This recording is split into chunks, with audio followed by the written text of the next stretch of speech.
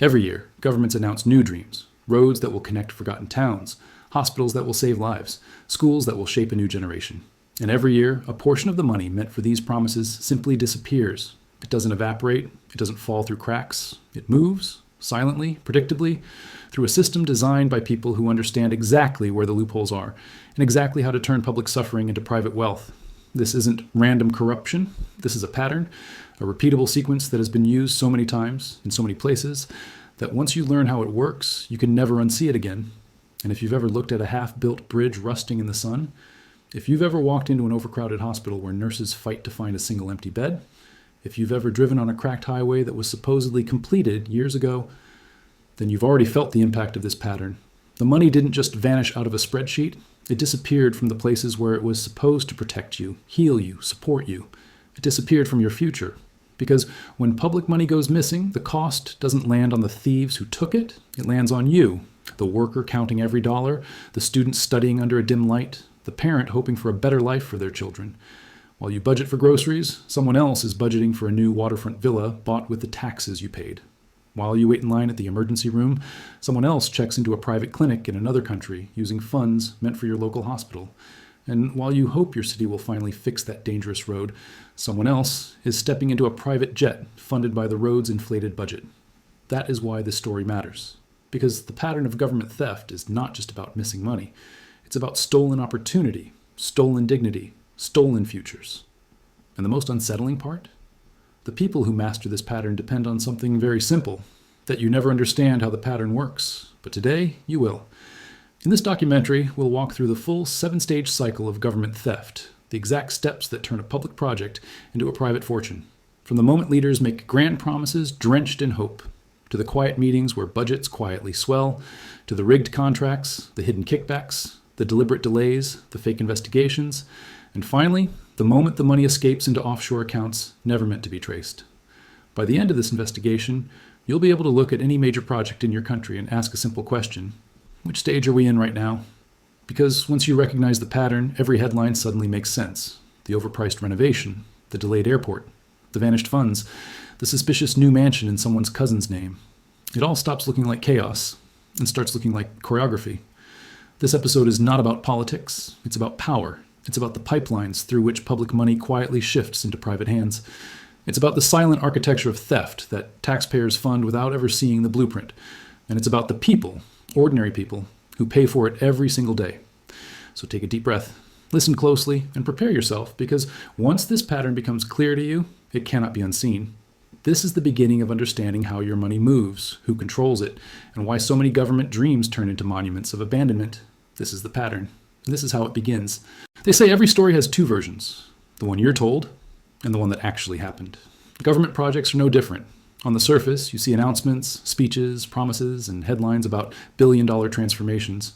But underneath all of that, behind the podiums and the camera flashes, something else moves quietly. A design, a method, a structure that repeats itself so consistently it almost feels like muscle memory for those who benefit from it. And once you start paying attention, once you learn to follow the money instead of the message, you begin to see the pattern unfolding long before anyone admits something has gone wrong. It begins with a story, a national project, a development program, a shiny new idea wrapped in words like progress, prosperity, and historic change. Politicians understand the psychology perfectly. People respond to hope faster than they respond to facts. And so, when a $2 billion national expressway is announced, the public hears only the promise: better roads, faster commutes, new jobs, a future that feels a little less uncertain. That's the story on the microphone. But the real story isn't spoken aloud. It never is. It hides in the fine print, in the committees you never see, in the rushed budget approvals, and in the small meetings that happen far away from the cameras. And this is where the invisible pattern begins to take shape. At first, nothing seems suspicious. Countries all over the world invest in mega projects. It's normal, necessary even. But look carefully, and you'll notice something unsettling. No matter the country, no matter the government, no matter the ruling party, the same mistakes appear again and again. Overpriced infrastructure, delayed projects, abandoned sites, exploded budgets, missing funds. And after years of nothing but dust, excuses, and half-constructed ruins, a quiet announcement follows. The money is gone. No accountability, no answers, no justice. That's when people shake their heads and say, corruption. But the truth is more precise than that. Corruption sounds random, like someone saw an opportunity and took it. But what if the way the project was built, the way it was budgeted, awarded, executed, investigated, and finally forgotten, was never random at all? What if it followed a roadmap, a sequence, a 7-stage process that transforms public money into private fortune with mathematical consistency? Every country has roads that lead nowhere, hospitals that were announced with fanfare but never opened, schools that received funding on paper but exist only in documents. You see these failures everywhere in every region, and yet the people who caused them somehow manage to live lives untouched by the consequences. While citizens drive across cracked highways, those responsible drive luxury cars, whose price tags could rebuild entire villages. While families sit for hours in overcrowded emergency rooms, the same officials travel to private clinics in foreign cities with the ease of booking a weekend getaway. The gap between what is promised and what is delivered is not an accident. It is evidence. Evidence of a method so old, so refined, and so effective that most people have stopped questioning it. They simply assume governments waste money. They assume projects fail. They assume things take longer than expected. But assumptions are exactly what the system relies on. Because as long as people shrug their shoulders and accept that this is just how things are, the pattern continues without resistance. But not everyone is fooled. Journalists, whistleblowers, auditors, activists, year after year, they uncover pieces of the truth. A forged bill here, a suspicious contract there, an official whose lifestyle far exceeds his salary, a consulting firm that receives millions for work no one can define, a company that wins a major contract despite having no experience, no equipment, and no history. Each discovery looks small on its own, but when you connect them, when you trace them back to the beginning, you see that they are all just different branches of the same tree. Because the pattern is not hidden in one event. It is hidden in the connection between events. You start noticing the same structure repeating. A dream is announced. The budget suddenly grows without explanation. A competitive bidding process is held that somehow results in the same type of company winning every time. Costs rise, deadlines stretch, subcontractors multiply, work slows, public anger rises, a committee is formed, a report is written, and nothing happens. Meanwhile, the money quietly travels far from home, slipping through corporate layers until it reaches a place where your laws mean nothing and your taxes become someone else's luxury. The people responsible understand something crucial. The public sees moments, but corruption lives in sequences. Citizens see a delayed project. Thieves see an opportunity to request more funding. Citizens see a complex audit report. Thieves see a smokescreen. Citizens see a ribbon-cutting ceremony. Thieves see a stage for the first step in a long extraction plan. And what makes the pattern truly dangerous is this. It does not belong to any one country. It is global, universal. A playbook used in developing nations, wealthy democracies, booming economies, and struggling states alike.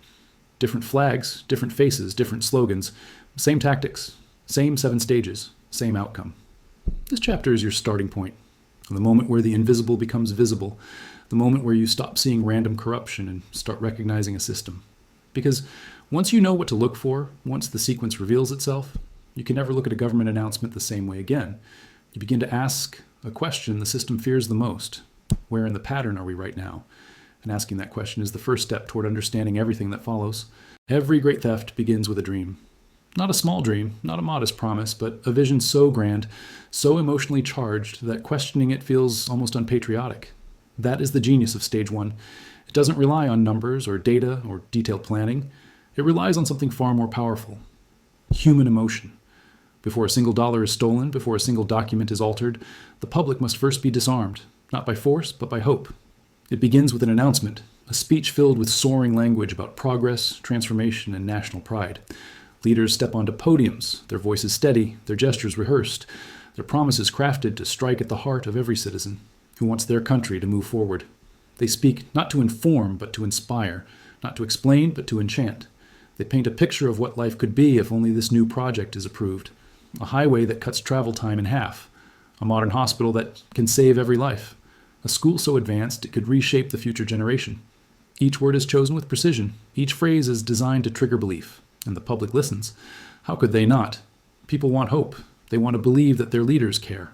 They want to imagine a future where their daily struggles are eased, where their children grow up with opportunities they never had. So when a politician promises a breakthrough, it doesn't matter that the details are vague. It doesn't matter that no feasibility study is shown. It doesn't matter that costs are never fully explained. What matters is the emotional relief of believing, even for a moment, that change might finally be coming. That emotional relief is the entry point. During stage 1, The architects of the theft understand that logic is their enemy. If people think too much, if they ask too many technical questions too early, the pattern becomes harder to execute. So the dream must be loud enough to drown out scrutiny. It must dominate the headlines, the conversations, the public narrative. Citizens must be so moved by the promise that they do not notice the absence of evidence. And they usually don't, because hope has a way of silencing suspicion. Listen closely to the language used at this stage. The words are always big, abstract, and uplifting. Revolutionary, historic, transformational. These words signal ambition, but conceal emptiness. A real project, one built with transparent intent, begins with data, with cost breakdowns, with impact assessments. But a project designed for extraction begins with emotion, because emotion makes people generous. It makes them forgiving. It makes them easy to convince. And there's another psychological trick at play, one that thieves rely on heavily. They wrap the dream in national pride. They suggest that supporting the project is equivalent to supporting the country. They imply that anyone who questions the plan is against progress. They weaponize identity and belonging. Citizens are subtly pressured to cheer for a project not because it is sound, but because rejecting it feels like rejecting the nation itself. The brilliance of this tactic is its simplicity. People don't want to be seen as negative or cynical or anti-development. They want to belong to the story of growth, so they silence their doubts even when something feels off. Stage 1 is the only part of the pattern where the thieves act in full view. The cameras are rolling, the speeches are televised, the promises are broadcast everywhere. Yet the real danger hides in what is not said. No clear timeline, no breakdown of how much each component will cost, no explanation of why the project is necessary or whether alternatives were considered, no accountability mechanism. The public listens to hours of rhetoric but receives none of the information needed to make an informed judgment. And because the announcement is framed as a moment of celebration, few people notice the missing pieces. Meanwhile, behind the scenes, those involved in the scheme are already aligning their interests. They know which companies will eventually bid. They know which subcontractors will appear later. They know which intermediary firms will be created solely for the purpose of siphoning money. The dream is simply the opening ceremony. The plan has existed long before the speech is written. And that is why stage 1 is so crucial. It creates the emotional foundation needed to justify everything that comes next. The inflated budgets, the manipulated contracts, the delays, the overruns, the investigations that lead nowhere. Once a population has accepted the dream, their expectation becomes their weakness. They want the project to succeed so badly that they overlook the early warning signs, the vague proposals, the unrealistic timelines, the lack of technical detail. By the time they realize something is wrong, the theft is already deep in motion. But stage 1 leaves clues, subtle ones, visible only to those willing to observe carefully. The absence of transparency, the overuse of inspirational language, the deliberate framing of criticism as negativity, the presentation of dreams without data. These are not accidents, they are strategic omissions. Because the goal of stage 1 is simple: make the people cheer so loudly that they cannot hear the sound of their money being prepared for extraction. That is how every great theft begins, not with secrecy, but with applause. The moment the public embraces the dream, the thieves move to the place where the real magic happens, the shadows. Stage 2 is where numbers begin to swell quietly, far from microphones, far from applause, far from the eyes of the very people who will pay for it. If stage 1 is performed in front of the nation, stage 2 is carried out in rooms with closed doors, whispered conversations, and documents that slip through hands without ever reaching the public record. The shift is subtle. After the grand announcement, everyone assumes the next step is simple: planning, budgeting, technical studies, and on paper that is exactly what happens. Committees meet, experts speak, reports are drafted. Everything appears orderly, rational, professional. But beneath this orchestrated appearance, something else is happening. Numbers begin to stretch, not by a little, but by a lot. What started as a $500 million proposal quietly becomes $800 million, then $1.2 billion, and finally lands around $2 billion, all before a single brick is laid. And because the public is still mesmerized by the dream, almost no one notices. This inflation doesn't announce itself. It hides inside perfectly ordinary-looking documents, technical adjustments, revised estimates, contingency allocations, consultancy fees, risk premiums. These words sound legitimate. They sound complex enough to discourage questions. But complexity is the camouflage. The more complicated the language, the easier it becomes to tuck a few $100 million into a category the average citizen cannot interpret. And for the thieves orchestrating the scheme, complexity is not just a tool, it's a shield. Most people assume that budget inflation happens because projects are difficult or unpredictable, and sometimes that is true. But in stage 2, The inflation is intentional, not accidental. It's a strategic act, because the entire scheme depends on creating enough financial space to hide the kickbacks, the bribes, the inflated contracts, and the layers of intermediaries that will appear later. A scam of this scale cannot function inside a tight budget. It needs generous margins, soft edges, and plenty of slack. It needs enough fog to ensure that when the money starts moving, no one can tell where legitimate expenses end and theft begins. Inside the government, only a small circle understands what is unfolding. They sit around tables, flipping through pages that outline costs far above market rates. They know which materials are being overpriced. They know which consultants are being inserted just to create billing opportunities. They know why certain numbers appear mysteriously rounded up instead of calculated precisely. And every person in that room has a role to play. Some provide political cover, some write the technical jargon, some legitimize the increases by claiming unforeseen complications. Every signature on those papers represents another layer of protection for the perpetrators. Outside those circles, the public is kept at a safe distance from the truth. Press releases mention updated cost projections, without explaining why the original estimates were wrong. Officials speak in generalities, tossing around words like inflation, scope expansion, or global market conditions. They rely on the fact that most citizens don't have time to analyze procurement laws or financial plans. People are busy with their lives, working, raising children, managing bills. And in that distraction, the swelling continues unnoticed. The irony is that the earliest warning signs appear right here during stage 2. But because the public hasn't been taught what to look for, they miss them. The signs are subtle but unmistakable if you know the pattern. When a budget grows before construction even begins, that is not a complication. That is a strategy. When consultancy fees account for a suspiciously large portion of expenses, it is not because the project is complex. It is because those line items are open containers where money can be moved without raising alarms. When cost revisions happen late at night or in rushed sessions, it is not urgency. It is concealment. Even lawmakers are often left out of the real decisions. Many vote on budget packages without understanding where the numbers came from. They see stacks of documents, moments before being asked to approve them. Only a select few know which sections to scan, where the inflated numbers sit, which phrases are coded signals for hidden profits. And those few are either part of the scheme or complicit in their silence. By the time the public learns of the new cost, it is presented as a matter of necessity. Prices have risen. Supplies are more expensive now. We had to adjust for inflation. The explanations sound reasonable, even unavoidable, but notice how rarely anyone asks, why were these risks not accounted for earlier? Why do these adjustments always benefit the same contractors? Why do budget increases always happen quietly, never publicly debated, never transparently justified?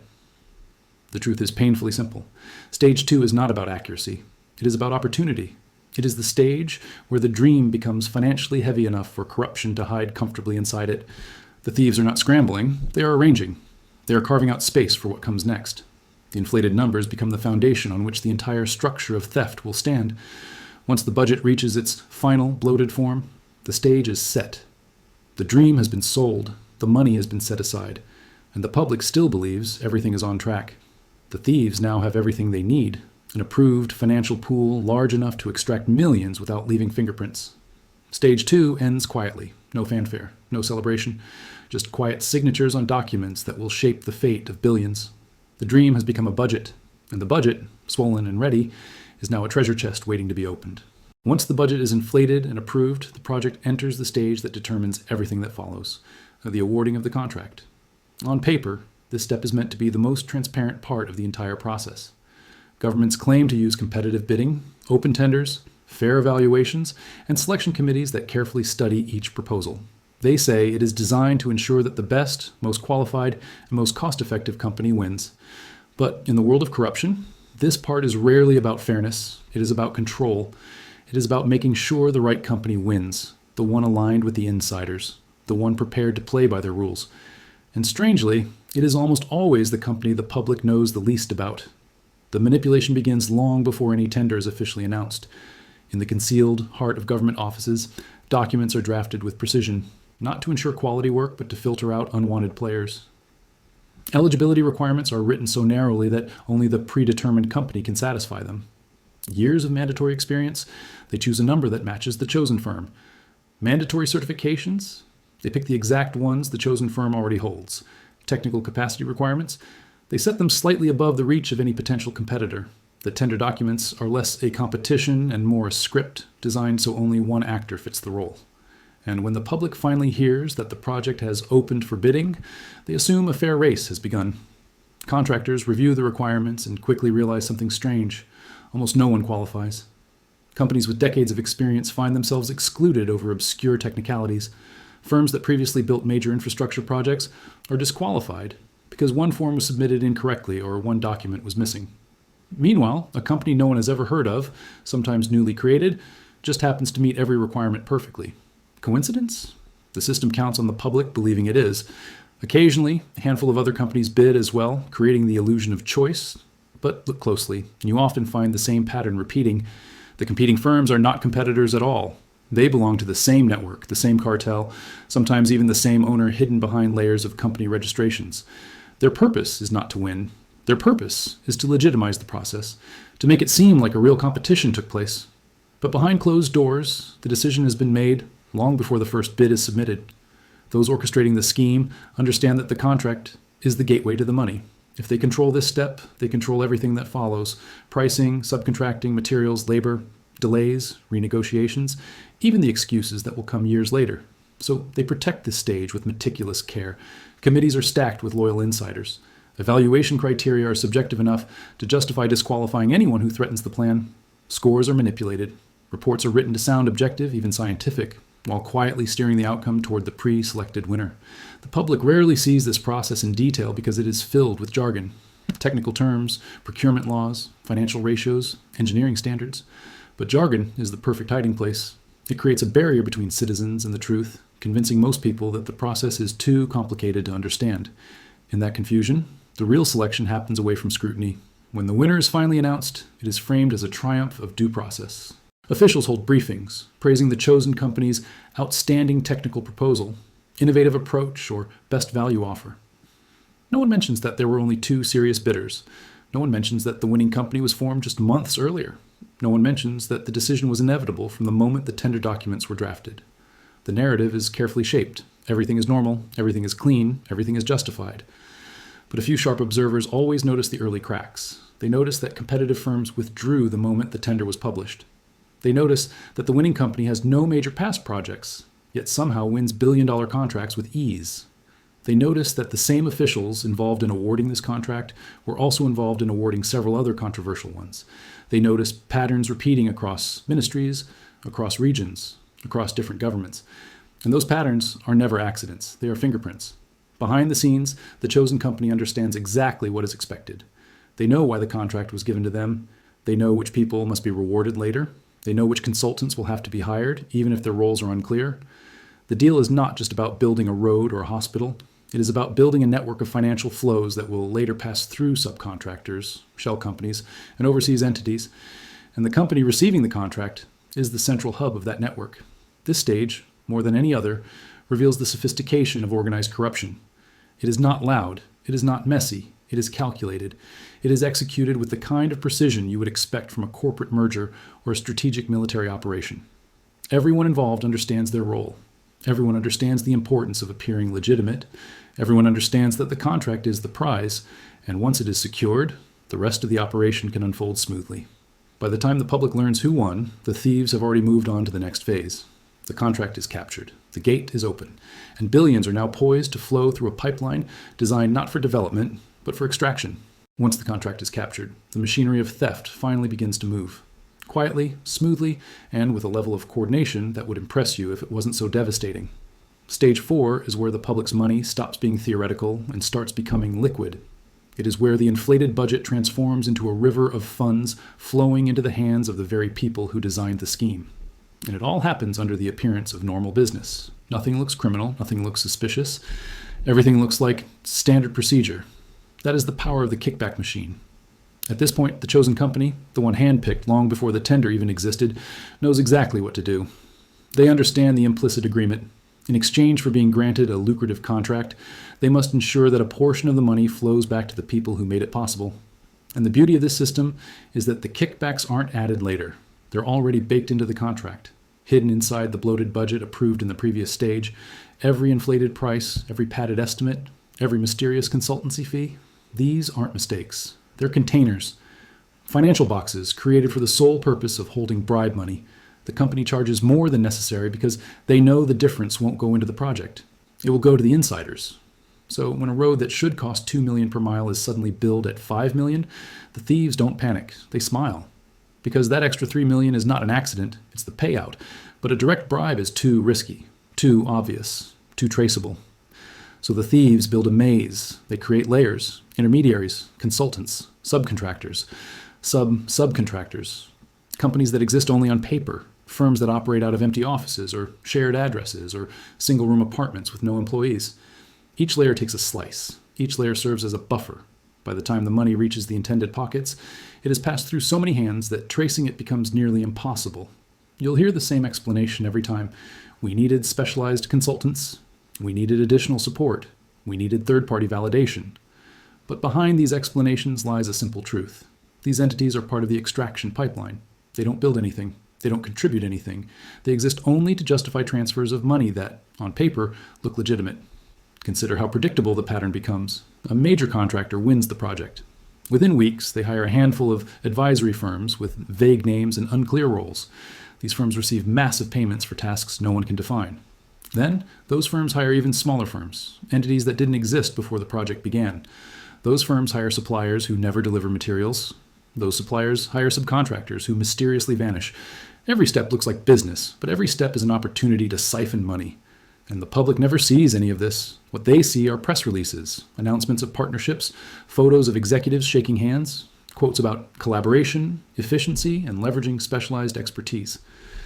What they don't see is the percentage quietly transferred back to officials using coded invoices and inflated billing structures. What they don't see is how many millions disappear before the first bulldozer even arrives at the site. Inside the government, everyone who participates understands the choreography. Those who sign off on invoices know which ones are legitimate and which ones are part of the scheme. They approve everything anyway. They know which consultants must be hired, which advisors must be paid, which technical partners must be included. If anyone asks why these fees are necessary, they drown the question in jargon. They cite compliance requirements, environmental protocols, regulatory standards, terms meant to exhaust curiosity. It works almost every time. Meanwhile, the project itself begins to show signs of strain. But no one connects the dots, because when funding is drained through corruption, the project begins starving long before construction finishes. Materials become cheaper and lower quality. Workers are underpaid or undertrained. Corners are cut everywhere. And yet, the public is told that any issues are due to unforeseen challenges. But the biggest challenge is simple. The money simply didn't stay where it belonged. The thieves understand the importance of patience. They don't take everything at once. They siphon gradually, keeping withdrawals small enough to avoid triggering audits while large enough to enrich everyone involved.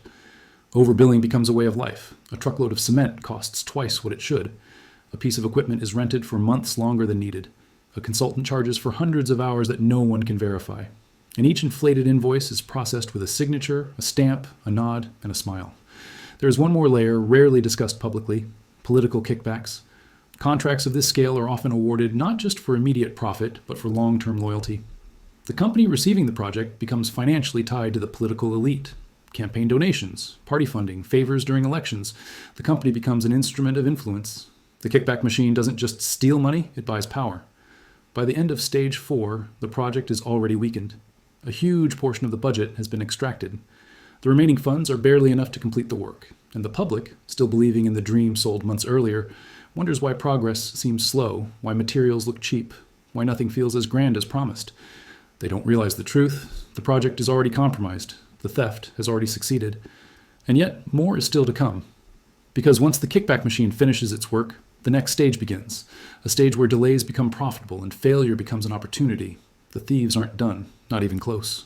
By the time stage 5 begins, the project is no longer a project. It is a financial organism, half-starved, half-inflated, and entirely dependent on excuses to justify its own survival. The public thinks delays are signs of incompetence, poor planning, or bad luck. But in reality, delays are one of the most profitable parts of the entire scheme. If the earlier stages were about setting up the theft, this one is about stretching it, expanding it, milking it. A delayed project is not a failure for the thieves. It is an extension of the opportunity. The first delay rarely raises suspicion. A press conference is held. Officials speak calmly about minor adjustments, unexpected weather challenges, or global supply chain disruptions. These explanations sound reasonable. They sound familiar. And that familiarity is exactly why they work. People have been conditioned to believe that big projects always take longer than planned, that deadlines are flexible, that construction is unpredictable. This belief becomes the perfect shield, but the truth is simpler and far less innocent. Delays give thieves more time to drain more money. Inside the contractor's office, the budget, already weakened by kickbacks and inflated costs, begins to strain under the weight of reality. The remaining funds are not enough to complete the project to the standard promised. Corners have been cut, materials have been downgraded, labor has been reduced. Progress slows to a crawl. And instead of admitting the shortfall, the players switch to the next phase of the plan, manufacturing reasons to ask for more money. Every delay becomes another opportunity. Every obstacle becomes a gift. Every postponement becomes a financial justification. A problem with soil testing? More funds needed? A regulatory review taking longer than expected? Additional budget requested? A supplier failing to deliver materials on time? Emergency funding required? A shift in global prices? Adjustment approved immediately. The thieves don't see delays as hindrances. They see them as invoices waiting to be signed. Meanwhile, the public sees signs of failure everywhere. Construction sites lie quiet. Machinery sits idle. Workers arrive late and leave early, uncertain of when the next paycheck will come. Half-finished pillars stand like bones of a forgotten animal. Roads remain torn open for years, disrupting daily life while politicians assure everyone that things are moving forward. But progress isn't measured in miles built or hospitals completed. It is measured in how effectively the budget can be increased again and again. Some delays are intentional. Work slows just enough to justify another extension. Equipment is ordered late, on purpose. A subcontractor known to be unreliable is hired precisely because they will cause problems. Certain permits are accidentally submitted incomplete, ensuring another cycle of bureaucratic back and forth. Every inefficiency is profitable if you know how to turn it into a funding request. Even the political narrative adjusts to accommodate the scheme. Officials begin using language that subtly shifts blame onto external factors. We inherited this problem. The previous administration underestimated the complexity. Unprecedented market changes forced adjustments. The words change depending on the country, the culture, and the government, but the meaning remains the same. Don't blame us, blame circumstances. And the public, worn down by the daily grind of life, accepts it. Because they have seen so many delayed projects that delays feel normal. They assume it's just the way things work. They don't see the careful engineering behind each excuse. Inside government offices, the approval of additional funding becomes routine. Lawmakers who barely understand the project's technical details sign off on revisions because they are told the alternative is abandoning the project. No politician wants to be blamed for stopping progress, so they approve more money, telling themselves that at least the project will eventually be completed. But the thieves know the truth. They have just secured another round of extraction. Cost overruns follow the same predictable arc. Each new estimate exceeds the last. What started at $2 billion becomes 3. 3 quietly becomes 4. 4 becomes 5, and by the time the public reacts with shock, half the money has already disappeared into the network of intermediaries created in the earlier stages. And here is the bitter irony. At this stage, the project's failure is almost guaranteed, but the thieves portray themselves as heroes trying to save it. They frame the delays as obstacles they are valiantly overcoming. They portray additional funding as a responsible act of governance, not as the consequence of their own corruption. They speak as though they are fixing a problem, when in reality, they're extending the lifespan of the very mechanism that created the problem. For ordinary citizens, the consequences are devastating. A road meant to reduce commute times increases them instead. A hospital meant to save lives ends up delaying treatment for years. A school meant to uplift a community becomes a half-built structure collecting dust. And while all of this unfolds, the people responsible for creating these failures attend ceremonies, deliver speeches, and pose for photos as if nothing is wrong. But ask yourself this. Why are contractors almost never punished for delays? Why are penalties rarely enforced? Why do governments keep awarding new projects to the same companies that fail repeatedly? The answer is painfully clear, because the delays aren't failures, they are features. They are built into the system. They serve the interests of those who profit from the chaos. By the time Stage 5 ends, the project has become a financial sinkhole. The public is frustrated. The budget is exhausted. The timeline is abandoned. And yet somehow, instead of accountability, the next stage begins, the one designed to calm the public without threatening the thieves. Because when anger rises, the system responds with a familiar performance, the promise of accountability. By the time the project has collapsed into delays and spiraled into cost overruns, the public finally begins to ask questions. They wonder why the road still isn't finished, why the hospital remains half-built, why the promised transformation looks more like an abandoned dream. Anger brews. Headlines appear, journalists dig, and in that moment, when frustration threatens to turn into real pressure, the system activates its most deceptive defense mechanism, the illusion of accountability. Stage 6 is not designed to uncover the truth. It is designed to contain the anger. The goal is simple: calm the public, redirect the outrage, create a sense of action without taking any real action. Governments know that when people demand answers, they don't actually want complex explanations. They want reassurance. They want to believe someone is in charge, someone is looking into it, someone is holding the guilty accountable. And so, when a scandal becomes too large to ignore, leaders step forward and deliver the same familiar line: "We will investigate." Those words are a pressure valve. They diffuse tension. They create the impression that wrongdoing will be exposed. But within the walls of power, everyone knows what comes next: a committee, a task force, a panel of experts, a special inquiry. It sounds impressive, it sounds serious, but most of these mechanisms are built with one purpose: to run out the clock and bury the truth under the weight of paperwork. These committees come with thick reports, long meetings, and long-winded explanations, filled with technical language. They appear diligent, they appear thorough. But the real trick lies in what they are not allowed to do. Many have limited mandates, meaning they can investigate only certain parts of the project, but not the entire financial trail. They cannot trace money overseas. They cannot demand access to private bank accounts. They cannot question certain individuals deemed above their mandate. And they cannot, under any circumstances, expose the names that matter most. That is not a flaw, it is a design. Committees are often led by people who are respected enough to look credible, but loyal enough to ensure nothing truly damaging is revealed. They are given deadlines that guarantee they cannot gather enough evidence. They are given documents that have already been curated and sanitized. They are given instructions to focus on procedural issues, not criminal ones. And the result is predictable: a report that reveals just enough to appear honest, but hides enough to protect the real architects of the theft. Meanwhile, the public is fed a narrative of progress. Press conferences are held. Officials talk about ongoing investigations, comprehensive reviews, and necessary reforms. Television panels debate the same predictable points. Analysts speculate, politicians argue. Everyone appears engaged in solving the problem. But the noise is part of the performance. It keeps the public occupied while the thieves move quietly out of the spotlight.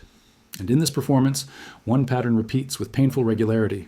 A low-level official or mid-ranking manager is sacrificed. Not the minister, not the policymaker, not the contractor with deep political ties. Instead, a small player, someone replaceable, someone without influence, is accused of negligence or poor oversight. Their removal becomes a symbol of accountability. The government points to it as proof that action has been taken. The media covers it. The public feels a brief sense of justice, but it is a distraction. The real thieves, the ones who orchestrated the inflated budget, manipulated the tender, engineered the kickbacks, and profited from the delays, walk free. Their names never appear in the report. Their transactions never get traced. Their offshore accounts never get mentioned. The entire process concludes without touching a single person who actually benefited from the theft. Even the final reports themselves tell a story of deliberate vagueness. They use passive language. Funds were misplaced. Procedures were not followed. Certain documents could not be located. They avoid naming who misplaced the funds, who ignored the procedures, who lost the documents. They describe problems as systemic rather than intentional. They blame mismanagement, inefficiency, or administrative flaws. Anything except corruption. The public reads the headlines, not the full report. They hear that recommendations have been made. They hear that reforms will be implemented. They hear that the government is committed to ensuring this never happens again. And in that reassurance, many people feel satisfied enough to move on. Life is exhausting. People cannot stay angry forever. Eventually, attention shifts elsewhere, and the system counts on that. Behind the scenes, the project remains broken. The money remains gone. The contractors continue receiving new projects. The officials involved continue climbing the ladder. The same networks responsible for the theft continue operating with even more confidence, knowing they have survived another round of scrutiny without consequences. Stage 6 is the calm before the final storm, the moment when the thieves secure their escape. Because once the inquiries end, once the public is distracted, once the noise settles, the last phase begins quietly. A phase where money crosses borders, becomes invisible, and transforms into private luxury. This is the stage where the pursuit of justice ends, and the pursuit of wealth finishes its journey. When the investigations fade, when the committees go quiet, when the headlines move on to new scandals or new distractions, the final stage begins. It does not begin with noise. It begins with silence. A silence so deliberate, so calculated, that most people never notice anything has happened at all. Stage 7 is where stolen public money completes its journey, leaving the country, leaving the financial system it once belonged to, leaving the reach of laws meant to protect citizens. At this point, the thieves have only one task left: turn the stolen budget into untouchable wealth. Money, unlike concrete or steel or half-built pillars, is fluid. It doesn't need roads or airports to travel. It slides through systems designed for speed and secrecy. And these systems didn't appear by accident. They were built over decades by the very people who now use them, refined by banks, lawyers, accountants, and consultants who know how to hide fortunes in plain sight. While citizens struggle with daily costs, the tools of global finance open like a secret doorway for those who know the code. The first step of the escape is separation, moving the money far enough from the original project that it becomes unrecognizable. The thieves begin by pushing funds into a final set of intermediaries: shell companies, consultancy firms, vendor accounts, offshore partners, and import-export entities that exist only on paper.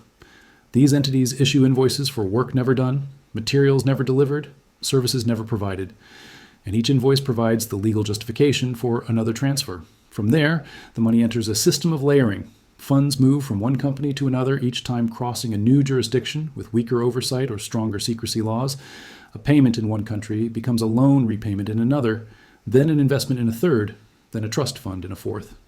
By the time the trail reaches the fifth or sixth destination, even trained investigators can't determine where the original money came from. And that is the point. The more layers involved, the harder it becomes to unravel the truth. These transfers are not random. They are mapped out with expert precision. Networks of lawyers and accountants specialize in one thing: erasing fingerprints. They create structures so opaque that even international regulators struggle to make sense of them. Trusts with no beneficiaries listed, companies with nominee directors, people who lend their names for a fee, corporations with no employees, no office, no products, yet millions in their accounts. To the public, these structures look suspicious. To the wealthy, they look like safety. Once the money passes through these layers, it reaches the final destination. A jurisdiction where secrecy isn't a loophole, it's a business model. These are places where bank accounts do not require disclosure, where ownership records are sealed, where asset registries are private, where the laws are written specifically to prevent outsiders from knowing who owns what. And these places aren't always exotic islands or remote nations. Some of the world's most powerful economies also offer these services. Anonymous corporations, discrete banking, zero transparency. It's a multi-trillion-dollar industry built on hiding wealth. And what does the money become once it arrives in this financial sanctuary? It becomes lifestyle. It becomes luxury. It becomes the kind of security ordinary people will never experience. It becomes real estate, mansions, penthouses, waterfront estates registered under the names of shell companies so no one can trace ownership. It becomes private clinics, private jets, private schools for their children. It becomes retreats on distant beaches and apartments in cities the public will never set foot in, all paid for by money that was supposed to build roads, hospitals, and schools back home. This is the cruel contrast of Stage 7. While citizens wonder why their local hospital cannot replace broken equipment, the thieves receive world-class treatment in another country. While commuters drive on cracked roads full of potholes, the orchestrators glide through foreign cities in cars worth more than the entire budget of a rural clinic. While parents wait years for promised schools to be completed, the children of the corrupt attend elite academies untouched by the suffering their parents helped create. It is not just theft, it is transformation, the transformation of public hardship into private comfort. And here is the part few people ever acknowledge. Once the money goes offshore, it rarely returns. Those funds are never reinvested into the country they were stolen from. They never finance local jobs, local businesses, or local development. They become part of a world where money makes more money, far away from the people who needed it most. Offshore accounts are not just hiding places, they're escape routes. They ensure that even if a new government comes, even if scandals erupt, even if laws change, the wealth remains beyond reach. Most citizens never fully grasp how final this stage is. They hold on to hope that someday, somehow, the stolen money will be recovered, that justice will bring the funds home. But financial systems are designed to make that almost impossible. Once the money crosses certain borders, it stops being theft in the eyes of the law. It becomes asset protection, wealth management, tax optimization. The language changes, and with it, so does the reality. And the worst part, the thieves walk among the public as if nothing happened. They appear at ceremonies. They shake hands. They speak about patriotism and development. They run for office. Some write books about leadership. Some start charities. Some become advisors or mentors to the next generation of officials. Their offshore accounts sit quietly, untouched, unaudited, secure. Stage 7 is not just the end of the theft. It is the beginning of permanence. The money is gone, permanently. The damage is done, permanently.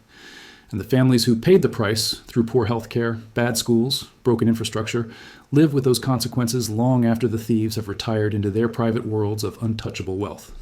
This is the final stage. The escape, the disappearance, the moment where public betrayal becomes private luxury. The pattern is complete. The money is gone. And the people who took it are already planning the next project. By the time the pattern reaches its final stage, most people have already given up trying to understand what went wrong. The project is delayed, the money is gone, the blame is scattered, and the promises are forgotten. Life moves forward, and the scandal slowly fades into the background noise of a world conditioned to expect disappointment. But this chapter is different. This chapter is about reclaiming something: clarity, awareness, the ability to see through the fog long before the damage becomes irreversible. Because the greatest weapon this system has is not secrecy. It is the belief that ordinary citizens cannot understand how it works. But you can. And once you do, everything changes. The first step is recognizing that corruption does not begin with missing money. It begins with language. Every major scam starts with big promises, presented as destiny. When a leader talks about a future so perfect it sounds scripted, pay attention. When a project is described as transformative without any specifics, pay attention. When speeches focus on emotion instead of explanation, pay closer attention. The pattern always begins with a dream sold too beautifully to question. Next comes the budget, a stage the public rarely examines. But this is where the first measurable red flags emerge. If a project's cost suddenly increases before construction begins, something is wrong. If revisions happen repeatedly without clear justification, something is wrong. If technical terms like contingency fees or consultancy costs dominate the budget, something is wrong. And if questions about these changes are dismissed with vague phrases or defensive responses, something is very wrong. Budgets reveal intentions. Honest budgets are transparent. Corrupt budgets are bloated and defensive. Then comes the contract. This is the moment where the pattern becomes visible to anyone who knows what to look for. If a major, high-value contract is awarded to a company no one has heard of, consider it a warning. If only one or two companies qualify for the tender, even though dozens exist in the industry, consider it a warning. If competition looks forced, shallow, or strangely synchronized, consider it a warning. Corrupt systems rely on limiting choice. They create obstacles for qualified bidders and pathways for predetermined winners. When the field narrows unnaturally, the outcome is never accidental. After the contract is captured, the project's health begins to fade, and the signs are unmistakable. Too many subcontractors, vague advisory firms, suddenly created consulting agencies, charging millions for unknown tasks, poor quality materials, suppliers that change every few months, workers complaining of delayed salaries. Each of these is a symptom of the kickback machine. No honest project needs 6 layers of intermediaries. No honest contractor hides behind temporary firms. No honest process drains money before the work even begins. These are not normal business practices. They are red flags, painted in plain sight. When delays begin, you will see the next stage unfold. Deadlines shift quietly at first, then loudly when public pressure grows. Explanations multiply: weather, inflation, shortages, unexpected complications. If a project that was celebrated with fireworks suddenly encounters endless, unexpected problems, it means the earlier stages have already poisoned it. Projects delayed by legitimate reasons struggle. Projects delayed by corruption collapse. And collapse always looks the same: slow work, abandoned sites, endless excuses. Then comes the performance of accountability. When you hear leaders promise investigations before the anger has even peaked, understand what is happening. Committees formed overnight rarely seek truth. They seek control. Reports that appear months later and name no powerful individuals are not investigations, they are shields. When only low-level workers are punished, when reports are summarized instead of published, when findings are described as inconclusive, the message is not justice, it is protection. A system determined to expose nothing always reveals its own intent. Finally, when news breaks that a politician or official owns property abroad, or when leaks expose offshore accounts linked to powerful individuals, understand that these revelations are rarely isolated. They are the final stage of a long, deliberate process. Stolen money always leaves footprints somewhere. Sometimes those footprints appear years later when investigators or journalists uncover documents. Sometimes they never appear because the system was too well protected. But the rule remains: when luxury abroad grows at the same pace as poverty at home, follow the imbalance. It always tells the story. Recognizing the pattern is not about cynicism, it is about clarity. It is about seeing what was always in front of you, but hidden behind language, ceremony, and confusion. And once you see it, you cannot unsee it. You begin noticing signs early, before the budget grows, before the delays pile up, before the inquiries become meaningless. You begin asking different questions. Better questions. Questions the system expects you not to ask. Why is the dream so vague? Why is the budget so inflated? Why is the competition so narrow? Why are so many consultants involved? Why are delays always blamed on external factors? Why do inquiries protect the powerful?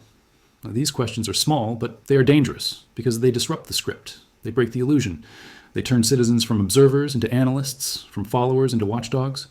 And the more people who can recognize the pattern, the harder it becomes for the system to hide. This chapter is not just the conclusion of a documentary. It is the beginning of awareness.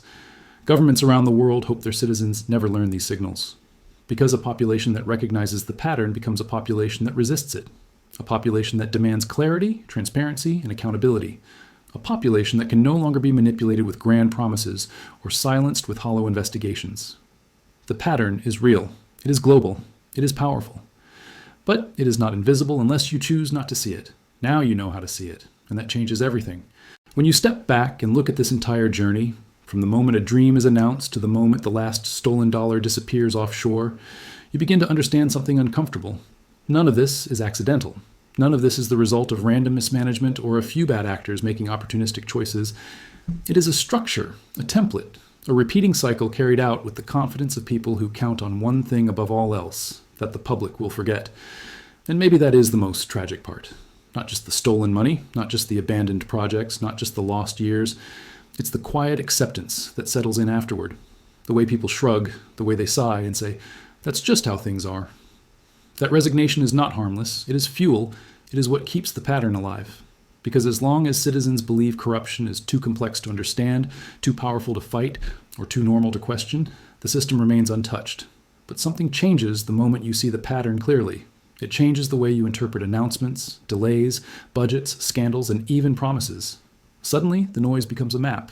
The confusion becomes a clue. What once looked like chaos reveals itself as choreography. You start noticing how one stage feeds into the next, how one lie prepares the way for another, how each excuse mirrors the one that came before it. And with that clarity comes a quiet strength, the strength of awareness. Awareness is not dramatic. It's not loud. It doesn't make headlines. But it is the one thing corrupt networks cannot defend against. Because awareness spreads. It passes from one person to another, from one community to the next. It changes conversations. It influences how people vote, how they protest, how they demand answers. It makes them harder to deceive and harder to silence. The pattern thrives in darkness. It weakens in understanding. And understanding doesn't require expertise. You don't need a degree in economics or public administration to recognize dishonesty. You simply need to see the signs the system hopes you'll ignore. The vague promises, the inflated budgets, the suspicious tenders, the endless delays, the hollow inquiries, the luxurious lifestyles that don't match official salaries. These are not isolated anomalies. They are parts of a larger whole. A whole you now know how to identify. The truth is that corruption is not maintained by the powerful alone. It is maintained by the exhaustion of ordinary people who feel too tired to question, too busy to investigate, too overwhelmed to care. But every person who chooses to stay alert, to ask questions, to look deeper, disrupts that equilibrium. Every person who refuses to accept excuses forces the system to work harder to hide. And the harder it has to work, the more cracks begin to show. Cracks matter. Every major corruption case in history was broken open through cracks. Moments when a document didn't line up, when a whistleblower spoke up, when the public refused to stay quiet. Awareness creates pressure. Pressure creates cracks. And cracks create accountability. Not immediately, not easily, but inevitably. And perhaps the most important realization is this. Corruption is not just theft of money. It is theft of potential, theft of safety, theft of dignity. When a hospital budget is stolen, people suffer. When a road budget is funneled abroad, accidents increase. When school funds disappear, generations fall behind. Corruption is not a political issue. It is a human issue. It is about the quality of water people drink, the quality of education children receive, the quality of healthcare families depend on. Every dollar stolen is a dollar taken directly from someone's life. That is why understanding this pattern matters. Because once you see how the system works, you realize it's something powerful. You are not powerless. You are not uninformed. And you are not alone. Millions of people across the world are waking up to the same realizations, asking the same questions, demanding the same accountability. Awareness is contagious. It spreads faster than corruption can hide. And with each new person who understands the pattern, the system becomes a little weaker.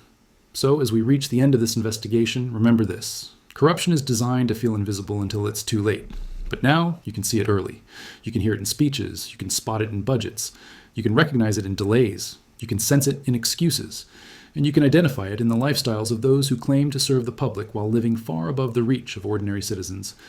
The pattern only survives when people fail to recognize it.